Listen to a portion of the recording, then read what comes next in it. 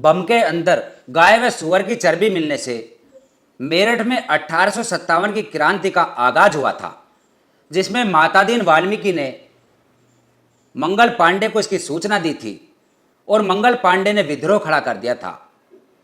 और ऐसा ही आज तिरुपति बालाजी के अंदर देखने को मिला, जहां पर लड्डुओं के अंदर गाय व सुअर की चर्बी व मछली के तेल की मिलावट पाई गई और जिससे आज तिरुपति बालाजी में एक सियासत खड़ी हो गई है। नमस्कार, जय भीम, सत श्री अकाल, आदाब। मैं उमेश करुणा और आप देख रहे हैं BH न्यूज नेटवर्क। देश में हिंदुओं का सबसे बड़ा धार्मिक स्थल कहे जाने वाला तिरुपति बालाजी मंदिर, जिसको लेकर सियासत गर्मा रही है, जिसमें राजनेता से लेकर धर्म के ठेकेदार, शास्त्रों व वेदों के विद्वान, फिल्मी एक्टर व कथावाचक यानी कथा विक्रेता अपनी अपनी प्रतिक्रिया देते दिख रहे हैं, क्योंकि यहाँ गाय व सुअर की चर्बी व मछली के तेल के बने लड्डुओं का प्रसादम खाकर करोड़ों लोगों की भावना आहत हुई है।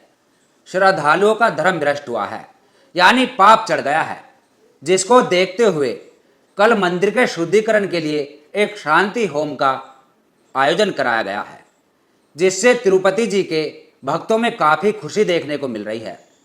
जिसने भी वह लड्डू खाए हैं, जिससे वह अपवित्र हो गया है, अपने आप को ठगा सा महसूस कर रहा है, उसके लिए उपाय भी बताया गया है कि पंचगव्य मतलब कि गाय के दूध, दही और उसमें घी व गोबर और गोमूत्र मिला दीजिए, फिर उसका सेवन कीजिए। दावा यह भी किया जा रहा है कि आपकी हड्डी तक से पाप नष्ट हो जाएगा। और यह नुस्खा बताने वाले हैं स्पेशलिस्ट रिसर्च स्वामी अविमुक्तेश्वरानंद शंकराचार्य जी। पूरे देश के लोग हमसे पूछ रहे हैं कि हमने भी वो लड्डू खा लिया, अब हम क्या करें, अब हम भी अपवित्र हो गए। तो हमारा यही कहना है, हमने प्रायश्चित बता दिया है। हमारे यहाँ पहले से शास्त्रों ने व्यवस्था दी है कि अगर भूल चूक से कोई दोष शरीर में प्रवेश कर जाए और अस्थि में भी चला जाए, माने पहले रस, रक्त, मांस, मज्जा, मेद, अस्थि ऐसे बनता है, अगर वो हड्डी तक भी पहुंच गया है तब भी पंचगव्य में वो ताकत है। जैसे आग में ईंधन डालने पर ईंधन को आग समाप्त कर देती है, उसी तरह से अगर पंचगव्य का पान कर लिया जाए तो अंदर छुपा हुआ पाप नष्ट हो जाता है। इंजीनियर DP गौतम लिखते हैं कि जो चर्बी खून में मिक्स हो गई, हार्ड मास में चली गई, दिल दिमाग में चली गई, उसे कैसे फिल्टर करेंगे? घी, दूध, दही, मूत्र यानी मूत्र, पेशाब, गोबर, टट्टी से। क्या विज्ञान, वैज्ञानिक और डॉक्टर इस गपोड़ को मान लेंगे? वहीं दिनेश कुमार लिखते हैं कि सरकार हिंदू की, घी बनाने वाली कंपनी हिंदू की, घी बनाने वाला हिंदू, सप्लाई करने वाला हिंदू, जिसे क्या वो हिंदू, लड्डू बनाने वाला हिंदू, खाने वाला हिंदू, फिर बीच में मुसलमान कहाँ से आ गया? एक और बार सोच, अगर गलती से कोई दलित या मुसलमान होता तो क्या होता देश में? वहीं सत्यशील गौतम लिखते हैं कि दुनिया 2024 से आगे बढ़ रही है और भारत में लोग गाय, गोमूत्र और गोबर से आगे नहीं निकल पा रहे। कैसे पाखंडी लोग हैं, लोगों को गोबर खाने की सलाह दे रहे हैं। हैरानी की बात यह भी है कि करोड़ों लोग खाने के लिए तैयार भी है। वहीं मंजीत लिखते हैं कि पाप धुलने की जो परंपरा है, इसने इस देश का बेड़ा गर्क करके रखा है। पाप करो और आराम से उसका प्रायश्चित भी उपलब्ध है। वहीं डॉक्टर ओम सुधा, बहुजन एक्टिविस्ट, लिखते हैं कि भूत भविष्य देखने का दावा करने वाले पुरोहितों को भी लैब टेस्ट के बाद पता चला कि लड्डू में चर्बी है। ये सवाल खड़े किए जा रहे हैं। तिरुपति मंदिर का प्रसाद बनाने वाली घी में जानवरों की चर्बी का इस्तेमाल होने का मामला अब तूल पकड़ता जा रहा है। इस बीच सोशल मीडिया पर तिरुपति लड्डू व विवाद को लेकर एक स्क्रीनशॉट भी वायरल हो रहा है। इसमें दावा किया जा रहा है कि जो कंपनी तिरुपति मंदिर में घी सप्लाई करती है, उसके मैनेजमेंट के सभी अधिकारी मुस्लिम है। वायरल हो रहा है कि इस पोस्ट में यह भी दावा किया जा रहा है कि इस कंपनी के सभी अधिकारी पाकिस्तान के हैं। हालांकि इस मामले की जब जांच की गई तो सामने आया कि वायरल स्क्रीनशॉट का दावा पूरी तरह से गलत है, भ्रामक है, जो कि हिंदू व मुस्लिम प्रोपेगेंडा यहाँ फैलाया जा रहा है। बता दें कि बीजेपी के सांसद रवि किशन शुक्ला, जिन्हों का एक वायरल बयान काफी तेजी से वायरल हो रहा है, ट्विटर पर देखा जा रहा है। अखिलेश तिवारी जिसको पोस्ट कर रहे हैं, शस्त्र भी चाहिए शास्त्र के साथ। आप देख ही रहे हो बालाजी मंदिर में मटन मीट द्वारा बीफ के मीट के लड्डू बना के बेचे हिंदुओं को दिए जा रहे थे। क्या हो रहा है हिंदुओं के साथ, ये सोचना चाहिए। मंदिर जो चला रहे थे जो हिंदू नहीं थे, और ये विषय आज पूरे विश्व में चर्चित है कि बीफ का मटन दिया जा रहा था लड्डू में। बीजेपी के सांसद रवि किशन शुक्ला कह रहे हैं कि बालाजी मंदिर में बीफ को पीसकर लड्डू बनाए जा रहे थे।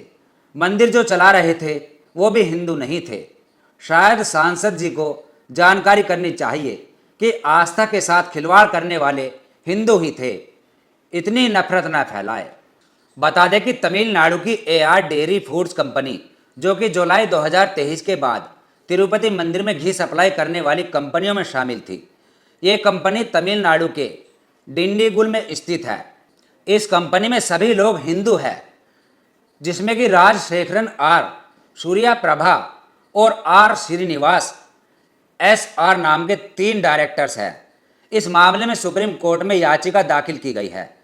दरअसल पूरा विवाद 18 सितंबर को शुरू हुआ था, जब आंध्र प्रदेश के मुख्यमंत्री और TDP सुप्रीमो चंद्रबाबू नायडू ने आरोप लगाया कि तिरुपति के प्रसाद में चर्बी मिलाई जा रही है। उन्होंने कहा कि जिस कंपनी से मंदिर प्रशासन घी ले रहा था उसे ब्लैक लिस्ट कर दिया गया है और मामले की विजिलेंस जांच कराई जा रही है। आपको बता दें कि तिरुपति बालाजी मंदिर, जो कि सबसे ज़्यादा चढ़ावा यहाँ पर चढ़ाया जाता है, जिसमें 300 साल से ज़्यादा समय हो गया है कि यहाँ पर लड्डू भी चढ़ाए जा रहे हैं। इन्हें श्रीवरी लड्डू कहते हैं। ऐसी मान्यता है कि भगवान वेंकटेश्वर को लड्डू का प्रसाद बहुत पसंद है और मीडिया रिपोर्ट्स के मुताबिक तिरुपति मंदिर का प्रबंधन करने वाले तिरुपति तिरुमला देव स्थानम यानी TDT जो लड्डू बनाती है, इन लड्डुओं की खासियत है कि वह लड्डू 15 दिनों तक भी खराब नहीं होते। आखिर लड्डू में मिलावट का शक कैसे हुआ, एक बड़ा सवाल है। कि कुछ महीने पहले शिकायत मिल रही थी कि प्रसाद के स्वाद में गड़बड़ी है और पहले जैसा स्वाद नहीं आ रहा। इसको लेकर कई बार शक भी हुआ और उसके बाद लड्डुओं को सैंपल जांच के लिए भिजवाया गया। उसके बाद यह बखेड़ा खड़ा हो गया।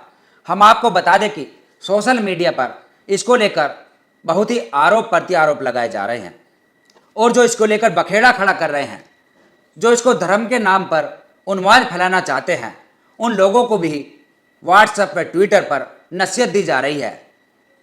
कह रहे हैं कि इसमें लड्डू बनाने वाली कंपनी व उसके मालिक सभी हिंदू थे। यानी जो लोग इसको हिंदू व मुस्लिम से जोड़ना चाह रहे हैं, उन लोगों को समझाया जा रहा है कि इसमें मुस्लिमों का कोई रोल नहीं है। इन लड्डुओं में चर्बी व मछली का तेल डालने वाले, उसको मिलाने वाले सभी हिंदू थे। इसको हिंदू व मुस्लिम से नहीं जोड़ा जाना चाहिए। यानी कि जो उन्माद फैलाने की बात करते हैं, जो आपसी सौहार्द बिगाड़ने की बात करते हैं, उनको सावधान हो जाना चाहिए कि ये धार्मिक मुद्दा है। इसमें करोड़ों लोगों की आस्था जुड़ी हुई है, लेकिन इसका मतलब यह नहीं कि पर्टिकुलर किसी एक विशेष धर्म को टारगेट करो कि इसका सारा ठीकरा मुस्लिमों के ऊपर थोप दो, जो कि इसमें कहीं से कहीं तक भी इन्वॉल्व नहीं है।